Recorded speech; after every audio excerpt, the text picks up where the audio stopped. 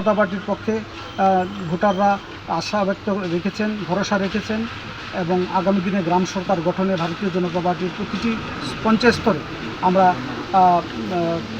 আমাদের প্রধানমন্ত্রী নরেন্দ্র মোদীজি এবং জনমুখী রাজ্যের মুখ্যমন্ত্রী প্রফেসর ডক্টর মানিক শাহর নেতৃত্বে যে রাজ্য কেন্দ্রের সুযোগ আমরা মানুষের বাড়িতে মানুষের উঠানে পৌঁছে দেবো, আমরা সেই অঙ্গীকারবদ্ধ হয়েছিলাম এবং সেগুলি নির্বাচন পঞ্চায়েত গঠনের আমরা এগুলি বাস্তবায়ন করব।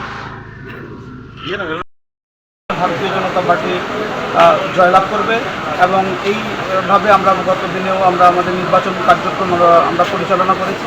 মানুষের স্বতঃস্ফূর্ততা দেখেছি, মানুষের আস্থা বিশ্বাস ভারতীয় জনতা পার্টির প্রতি পদ্মফুলের প্রতি আমরা দেখলাম। তো আমরা নিশ্চিত আমরা সব রাউন্ডের গণনা চলছে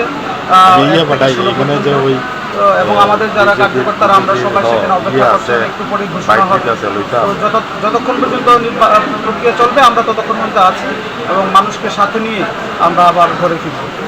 দলীয় কর্মসমর্থকরা রয়েছে, তাদের উদ্দেশ্যে আপনার কী বার্তা থাকবে? দলীয় কর্মসমর্থকদের আশ্বস্ত করতে পারি যে ভারতীয় জনতা পার্টির যে প্রতীক পদ্মফুল আজকে এই গোটা দেশের সাথে আমার রাজ্যে, আমার জেলায়, আমার গ্রামেও এটা গরিব, শ্রমিক, কৃষক, ছাত্র, যুবকের আস্থা বিশ্বাসের প্রতীক।